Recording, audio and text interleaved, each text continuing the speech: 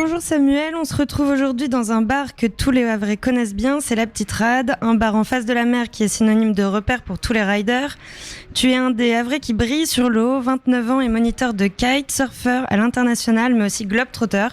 Tu peux nous en dire un peu plus sur toi ? Bonjour, ouais, effectivement, je suis originaire du Havre. On va dire que j'ai fait mes armes en kitesurf au Havre. Et par la suite, j'ai passé un diplôme international pour enseigner le kitesurf à l'étranger. Et là, depuis peu, je suis aussi diplômé, donc BPGEPS.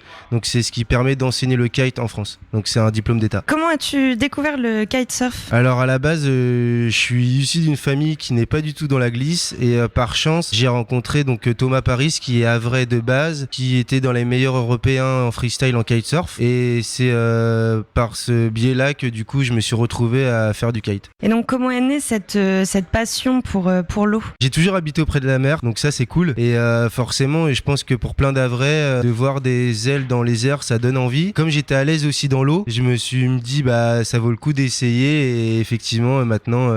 j'ai vraiment accroché pour ce sport et depuis j'ai jamais arrêté et maintenant ça fait 14 ans que j'en fais. Raconte-nous un peu à quel moment tu as réussi à te faire plaisir vraiment en kite ? Plaisir du début jusqu'à maintenant, c'est toujours cool. Après effectivement il y a des fois où c'est pas forcément drôle. Les entraînements au mois de janvier dans la baie du Havre alors que l'eau est à 8 et à l'extérieur il fait 8 degrés, c'est pas toujours drôle. Mais du coup voilà quoi. C'est quoi ton spot coup de cœur ? Le Havre. Le Havre quand même.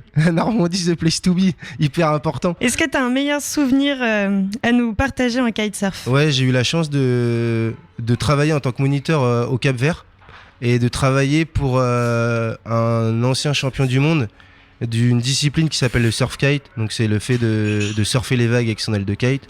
Et en travaillant pour cette personne-là, et du coup je me suis retrouvé aussi à me faire coacher, entraîner et réussir à avoir les meilleurs détails pour avoir une des meilleures progressions. Donc ouais, c'était quand même quelque chose d'incroyable. Est-ce que tu as un modèle qui t'a inspiré et dont tu admires les styles en kitesurf ? Ouais, un modèle c'est dur. On va dire il y en a deux et donc ça c'est il y a une des personnes, c'est la personne pour qui j'ai travaillé, donc qui s'appelle Mitou Montero, c'est un Cap-Verdien qui a été champion du monde, une des personnes qui a aidé à faire connaître les îles du Cap-Vert mais surtout l'île de Sal au niveau des sports de glisse. Et la deuxième personne, c'est un autre Cap-Verdien avec qui je m'entends très bien encore actuellement, c'est Mathieu Lopez, qui lui aussi est du coup un kitesurfer professionnel qui est originaire de l'île de Sal au Cap-Vert. Et vraiment, eux, c'est deux inspirations dans le monde du kite. Ouais. Qu'est-ce que le kite surf t'a apporté ? Des rencontres, surtout des rencontres. À quoi ressemble ton programme d'entraînement, si t'en as un, ou une journée type de tes entraînements ? En étant au Havre, c'est profiter au maximum des conditions météorologiques quand il y en a, et en dehors de ça, essayer de s'entraîner régulièrement en préparation physique. Donc c'est tout ce qui est renforcement musculaire, course à pied, l'endurance, etc. Ok. Le kitesurf, selon toi, c'est fait pour qui ? Pour ceux qui veulent et qui ont envie. En fait, c'est drôle, c'est pas si compliqué que ça. Moi, je trouve que ça reste vraiment un sport grand public. Alors effectivement, l'achat du matériel, c'est un coût. Mais je veux dire, pour l'initiation et le perfectionnement et prendre des cours, c'est vraiment pour tout le monde. Et on peut comparer par exemple avec le windsurf, qui est aussi un très beau sport, mais qui musculairement demande quand même un peu plus de force. Et c'est vrai que juste pour ça, avec le poids du matériel, même si c'est de mieux en mieux, c'est toujours un peu plus lourd. Donc c'est vrai que ce sport, il est ouvert à tout le monde en fait. C'est vraiment une question d'envie et de motivation.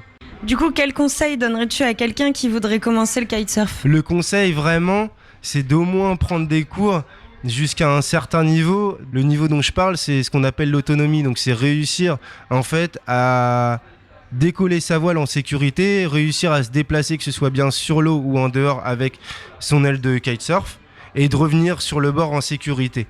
À partir de ce niveau-là, on peut se permettre de pouvoir pratiquer par soi-même. Donc il faut au moins aller dans une école, apprendre les règles de sécurité, comment préparer son matériel en sécurité, et à partir de là, on peut continuer à pratiquer en autonomie. Tu fais de la compétition, quelle a été ta plus grande victoire à ce jour ? Ma plus grande victoire, c'est un objectif, c'était de réussir à gagner une compétition nationale, et je suis vainqueur de l'NJ Kite Tour en 2019 dans la catégorie Twin Tip. Donc c'est une course de longue distance avec un support bien particulier. C'est le support traditionnel de kite, une planche rectangulaire, et du coup voilà, que j'ai comme je le disais, gagner en 2019. Quels sont tes objectifs en kitesurf? Là, l'objectif ultime, c'est réussir à me présenter et représenter la France et la ville du Havre sur une étape mondiale en surf kite. Quels sont tes autres passe-temps, si t'en as, à côté du kite? Je suis un sportif de base, donc voilà, si c'est pas le kitesurf, ça va être le tennis. Si c'est pas le tennis, je vais aller jouer au foot avec les copains. En tout cas, c'est sûr, j'ai pas le temps de m'ennuyer. Ouais. Du coup, la suite, quels sont tes prochains objectifs? Donc là, je suis toujours sur le circuit national en compétition. Je pars sur l'NJ Kite Tour à Arcachon. Donc c'est une compétition sur 4 étapes. À la suite de ça, il y a un classement général. Je pars sur Arcachon. Mi-novembre, je me retrouve à l'NJ Kite Tour de nouveau pour la dernière étape et la grande finale à l'E4. Et après, je me retrouve sur la deuxième étape de la Coupe de France de surf kite en Normandie, à La Hague. Ok, donc t'arrêtes pas. Est-ce que t'as un dernier mot à nous dire sur Westrack? Fier de représenter le Havre, déjà. Remercier tous les gens qui me soutiennent. Ça peut être les sponsors, ça peut être les amis, la famille. Pour ceux qui connaissent pas le kite au Havre, venez au Havre, c'est top. Pour ceux qui connaissent le kite au Havre, venez en faire, c'est top. Et vive le Havre. Super, merci beaucoup.